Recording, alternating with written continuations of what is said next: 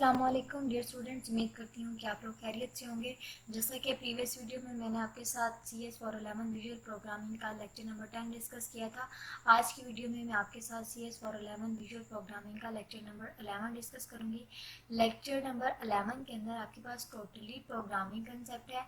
आपको different examples दी गई हैं और जस्ट आप लोगों ने उनको रीड आउट करना है। लेकिन मैं आपको बता दूँगी कि कौन सी एग्जाम्पल कहाँ पे किस पर्पज़ के लिए यूज़ हो रही है। और उसके साथ ही आज की वीडियो में मैं आपके साथ डिस्कस करूंगी CS फॉर 11 विजुअल प्रोग्रामिंग का लेक्चर नंबर 12। तो पहले हम मूव करेंगे CS फॉर 11 विजुअल प्रोग्रामिंग के लेक्चर नंबर 11 की तरफ। लेक्चर नंबर 11 के अंदर हमारे पास डिस्कशन स्टार्ट होगी एक्सटेंशन मेथड्स की, कि आपके पास एक्सटेंशन मेथड्स कौन से हैं। अब यहाँ पे आपके पास क्लास ले ली गई है माई यूटिल्स की। Class static bull is numeric, आपके पास बुलियन वैल्यू जो है अगर न्यूमेरिक है स्ट्रिंग एस ले ली है। अब आपके पास फ्लोट में आउटपुट चाहिए तो रिटर्न भी उसने मांगी है फ्लोट के अंदर। अब स्ट्रिंग हमारे पास टेस्ट करना है, हमने यहाँ पर इंटीजर्स ले लिए हैं। My utils is numerical test console dot write line, हमने राइट लाइन लिखी है यस, तो उसके बाद हमने एल्स कर दिया है। एल्स करने के बाद आप देखिए कंसोल डॉट राइट लाइन, तो आप यहाँ पे नो कर देंगे तो आपके पास वो राइट लाइन जो है वो वहाँ पे सेम एज इट इज़ नो लिखा हुआ आ जाएगा। अब यहाँ पे we can simplify the above example. अब ये आपके पास एक एग्जाम्पल है और उसको अगेन आपने सिंप्लीफाई करके विद एन एक्सटेंशन मेथड। अब we can simplify the above example with an extension method. ये एक एग्जाम्पल थी और उसको आप अगेन सिंप्लीफाई करना नीचे एक्सटेंशन मेथड के थ्रू। ये आप लोगों ने एक दफ़ा खुद से रीड आउट कर लेना, जस्ट रीड आउट। अब यहाँ पे एक और एग्जांपल दे दी गई है जिसके अंदर आपने क्लास बना लेनी है प्रोग्राम के नाम से। तो आपके पास इफ स्ट्रक्चर यहाँ पे यूज़ किया है। इफ़ आपके पास फाइल एग्जिस्ट कर जाती है टेस्ट डॉट टेक्स्ट की, तो आपके पास ये वैल्यू जो है वो इन स्टेटमेंट्स के ऊपर वर्क करेगा, इनकी एग्जीक्यूशन होगी। अदरवाइज आपके पास इन स्टेटमेंट्स के ऊपर एग्जीक्यूशन होगी। पहले उसने इफ स्ट्रक्चर दे दिया, उसके बाद उसने वाइल लूप दिए। पहले ये सारी स्टेटमेंट्स जो हैं ये एग्जीक्यूट हो जाएंगी, ये मस्ट एक दफ़ा एग्जीक्यूट होंगी चाहे कंडीशन ट्रू है फॉल्स है। लेकिन वाइल के बाद जो कंडीशन अगर वो फॉल्स हो जाती है तो देन ये स्टेटमेंट प्रोग्राम आपका वहीं पर टर्मिनेट हो जाएगा और ये स्टेटमेंट्स जो हैं वो एग्जीक्यूट नहीं होंगी। उसके बाद आ जाता है if using keyword is not use. अब आपके पास यूजिंग कीवर्ड अगर यूज़ नहीं किया जाता तो manually call the close method of the string. अगर हम लोग कीवर्ड यूज़ नहीं करते तो हमें मैनुअली कॉल करना पड़ता है मेथड स्ट्रिंग को। उसके बाद आपके पास ये आपके पास कुछ एग्जांपल्स हैं। We can delete a directly like this. अब यहाँ पे आपके पास we can rename a file. अगर हमने फाइल को रीनेम करना है तो आपके पास कोड ऑफ स्ट्रक्चर कुछ इस तरह से होगा। और अगर हमने किसी डायरेक्टरी को रीनेम करना है तो आपके पास कोड ऑफ स्ट्रक्चर कुछ इस तरह से होगा। उसके बाद अगर बात की जाए कि हम क्रिएट करना चाह रहे हैं एक न्यू डायरेक्टरी को, तो आपके पास कोड ऑफ स्ट्रक्चर जो है वो कुछ इस तरह से होगा। उसके बाद अगर बात की जाए हमारे पास यहाँ पे use reflection to get information about types in our program. अगर हमने रिफ्लेक्शन को यूज़ करना है गेट इन्फॉर्मेशन के लिए about types in our program, तो आपके पास प्रोग्राम का स्ट्रक्चर जो है वो कुछ इस तरह से होगा कि हमने पहले क्लास ले लेनी है। क्लास हमने उसके अंदर हमने मेन बॉडी के अंदर, ये आपके पास मेन बॉडी है यहाँ से, उसके अंदर हमने सारी वैल्यूज़ को जो है वो डिक्लेयर करना है। स्ट्रिंग है टेस्ट ले लिया गया। अब उसके बाद कंसोल डॉट राइट लाइन। अब राइट लाइन के अंदर जो स्टेटमेंट लिखती है इसका मतलब ये कि वो राइट होनी चाहिए। देन उसके बाद कंसोल डॉट रीड की भी प्रेस कर दी तो देन वो रीड भी होगी। उसके बाद आपके पास एक और एग्जांपल है उसी तरह से। यहाँ पे how methods are shown in reflection.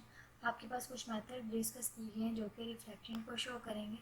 तो ये चीज़ आप लोगों ने जस्ट एक दफ़ा प्रोग्राम्स को रीड आउट कर लेना है। अगर आप लोगों की कोई भी क्वेरी हो, कोई भी क्वेश्चन हो प्रोग्राम से रिलेटेड, तो आप लोग मुझसे कमेंट सेक्शन में पूछिएगा ज़रूर कि ये चीज़ हमें नहीं समझ आ रही, ये ब्लॉक ऑफ कोड जो है वो एक्सप्लेन कर दें, तो मैं आपको वो ब्लॉक ऑफ कोड जो है वो एक्सप्लेन कर दूँगी। अब मैं इस पर इसलिए ज़्यादा टाइम वेस्ट नहीं करूँगी क्योंकि इसमें कुछ खास इंपॉर्टेंट नहीं है पेपर पॉइंट ऑफ व्यू से, इसलिए मैं जल्दी से मूव करती हूँ CS फॉर 11 के लेक्चर नंबर 12 की तरफ। तो lecture number 12 is too much important for MCQs, for short question and for long question. इसमें आपके MCQs की पॉसिबिलिटी भी है, 2-3 मार्क्स के क्वेश्चन की भी पॉसिबिलिटी है और देन 5 मार्क्स के क्वेश्चन की भी पॉसिबिलिटी है। आपके पास हम लोगों ने इसमें डिस्कस करना है विंडोज़ प्रेजेंटेशन फाउंडेशन को। It was publicly announced in 2003। ये आपके पास MCQs मैंने ग्रांट को स्टूडेंट्स के, तो उसके अंदर ये चीज़ आई है कि 2003 में आपके पास WPF4 कब रिलीज़ हुआ, 3 कब रिलीज़ हुआ, उसके बाद आपके पास जो विंडोज़ 95 है या आपके पास हाइलाइट्स जो उसकी WPF हैं वो उनमें कौन सी हैं, उसके बाद एग्जांपल पूछी गई है, उसके बाद प्राइमरी वेब, मतलब कि डिफरेंट यहाँ से MCQs जो है वो मैंने देखे कि इस लेक्चर के अंदर से बहुत ज़्यादा MCQs आए। तो अब ये आपके पास MCQs पॉइंट ऑफ व्यू से भी इम्पोर्टेंट है, शॉर्ट क्वेश्चन के लिए भी और लॉन्ग क्वेश्चन के लिए भी। अब यहाँ पे आपके पास WPF enables polished user interface which are getting a lot of attention। आपके पास WPF यानी कि विंडोज प्रेजेंटेशन फॉर्मेशन, आपको पता है कि किसी भी एप्लीकेशन का, किसी भी वेबसाइट का अगर आपके पास फ्रंट एंड इंटरेक्टिव है तो आपका खुद ब खुद उसको देखने को दिल कर रहा होता है। तो अब WPF आपके पास ऐसा पॉलिश हुआ यूज़र इंटरफेस है जो आपकी अटेंशन गेट कर रहा होता है। Developers can create an ugly application where designers can retheme Win32 style programming makes such as। अब ये आपके पास कुछ डिफ़िकल्ट पॉइंट्स हैं, सॉरी जो डिफ़िकल्ट रीथीम्स हैं उनके बारे में डिस्कस कर रहे हैं कि Win32 स्टाइल जो है वो प्रोग्रामिंग ये चीज़ कर रही होती है। GDI was an earlier user interface library introduces in Windows 1.0 in 1985। आप लोगों ने इस लेक्चर को अच्छे से रीड आउट करना है और इसमें कोई भी इस तरह की जो हिस्ट्री से रिलेटेड आपने लाइन है कोई भी आप लोगों को स्किप नहीं होनी चाहिए, क्योंकि कोई भी लाइन से आपको MCQs उठा के दिया जा सकता है। अब आपके पास हाईलाइट्स ऑफ WPF की हैं, तो वो आपके पास एक जो है वो ब्रॉड इंटीग्रेशन की है, दूसरी है resolution independence with WPF given emphasizes on vector graphics। Third है आपके पास, अगर आप यहाँ पे क्वेश्चन आपके पास 5 मार्क्स के क्वेश्चन में आ जाता है, how many highlights of WPF explain. Just name लिखने को भी कह सकता है, वो 3 मार्क्स के क्वेश्चन में दे सकता है कि जस्ट उनके नेम लिखे। 3 मार्क्स में आएगा तो आपने जस्ट नेम लिखने हैं, अगर आपके पास 5 मार्क्स में आएगा तो देन आप थोड़ा सा उसको एक्सप्लेन करेंगे। उसके बाद ये आपके पास हाइलाइट्स आ जाती हैं WPF की।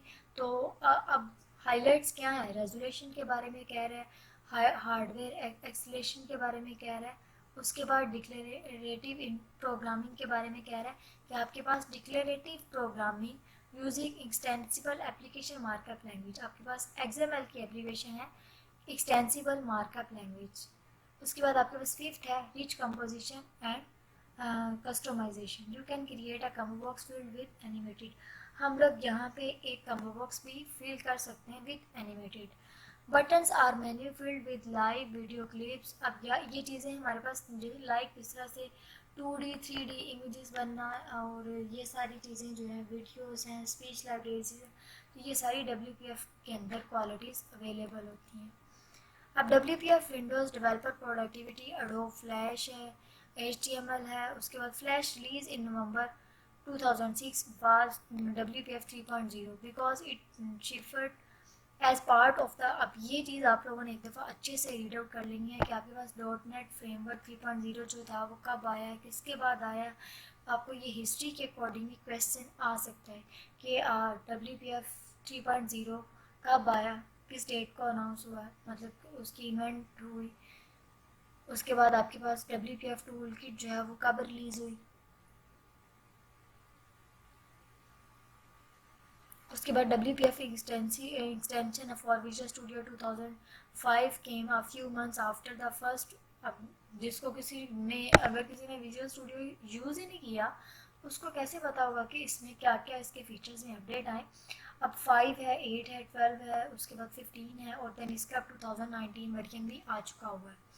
Visual studio 2012 is a first class. आपके पास WPF का 2000 विजुअल स्टूडियो का फर्स्ट वर्जन ऐसा था जिसके अंदर हम WPF डेवलपमेंट इन्वायरमेंट को देख सकते थे। अब आपके पास ये IPF आप लोगों ने स्टेटमेंट को जस्ट रीड आउट कर लेना। अब नेक्स्ट आ जाती है things that can with WPF 4.0 include with multi touch. आपके पास WPF 4.0 जो था उसके अंदर मल्टी टच सपोर्ट थी, compatible with Surface API, V2, Win7, support like jumps, list, new common dialogues, etc. With Visual State Manager, improved layouts on pixel boundaries, non-blurry text, but some limitations. आपके पास कुछ limitations हैं, वो है must option in development improvements and performance improvements. Silverlight is a lightweight version of web. आपके पास Silverlight जो है वो lightweight version है web के लिए। It choose to follow WPF approach, कि follow करता है WPF approach को। First released in 2007 and in April 2010 fourth version was released near WPF 4। के पास पहले 2007 में फर्स्ट वर्जन रिलीज हुआ और उसके बाद अप्रैल 2010 के अंदर इसका फोर्थ वर्जन रिलीज हुआ। उसके बाद नेक्स्ट आपके पास आ जाता है XML के बारे में। उसने थोड़ा सा बताया कि XML आपके पास यूज़ की जाती है to describe interface in WPF and Silverlight। Workflow आपके पास फाउंडेशन। WF आपके पास एप्लीकेशन भी आ सकती है। WCF किसकी एप्लीकेशन है, तो वो है विंडोज़ कम्युनिकेशन फाउंडेशन की। It's a common language for programmers and other experts, UI designer experts. ये कुछ एक्सपर्ट्स के अकॉर्डिंग जो है वो कुछ इसकी फैसिलिटीज़ हैं कि उसको वो किस तरह से मैनेज करेंगे। XML with a set of rules. It's a declarative programming language for creating and initializing objects. ये आपके पास XML के बारे में है कि XML आपके पास कुछ सेट ऑफ रूल्स रखता है जिसके साथ में ये सारी प्रोग्रामिंग लैंग्वेज को डिक्लेयर कर रहा होता है। For creating and initialising objects को क्रिएट करने के लिए और इनिशियलाइज करने के लिए। Comparisons with SVG, HTML, etc. Are misguided. It has few keywords, no much elements. आपके पास कुछ कीवर्ड्स हैं लेकिन एलिमेंट्स जो हैं वो ज़्यादा नहीं है। It does not make sense without .NET। आपके पास .NET जो है वो एक फ्रेमवर्क है जिसके ऊपर आप फ्रंट एंड का वर्क कर रहे होते हैं। Like C# does not make sense without .NET। आपके पास जैसे कि C# की सेंस नहीं बनती विदाउट .NET। अब नेक्स्ट आपके पास आ जाता है कि Microsoft formalised XML vocabularies, online specification for XML object specification language, and WPF and Silverlight vocabularies. XML is used by other technologies as well, although originally it was designed in WPF। आपके पास XML को use किया जाता है other technologies में as well, originally it was designed for WPF। इसको originally design किया गया था WPF के लिए। Also using XML in WPF projects in optional। आपके पास XML जो है उसका यूज़ ऑप्शनल होता है WPF प्रोजेक्ट्स के अंदर। Everything can be done in procedural code as well। आपके पास everything पॉसिबल हो सकती है लेकिन प्रोसीजरल कोड के थ्रू। अब ये थे आपके पास लेक्चर नंबर 12 का कंप्लीट। मैंने आपको बता दिया कि ये MCQs शॉर्ट क्वेश्चन है लॉन्ग क्वेश्चन के अकॉर्डिंग टू मच इम्पॉर्टेंट, और इस लेक्चर को कोई भी स्टूडेंट जो है वो मिस ना करे, स्किप ना करें। लेक्चर नंबर 11 को स्किप कर सकते हैं लेकिन आप लोग 12 को स्किप ना करें। अगर आपकी फिर भी कोई भी क्यूरी हो, कोई भी क्वेश्चन हो तो आप लोग मुझसे कमेंट सेक्शन में पूछ सकते हैं। वीडियो अच्छी लगी हो तो लाइक ज़रूर करिएगा। Thank you so much and अल्लाह हाफिज़।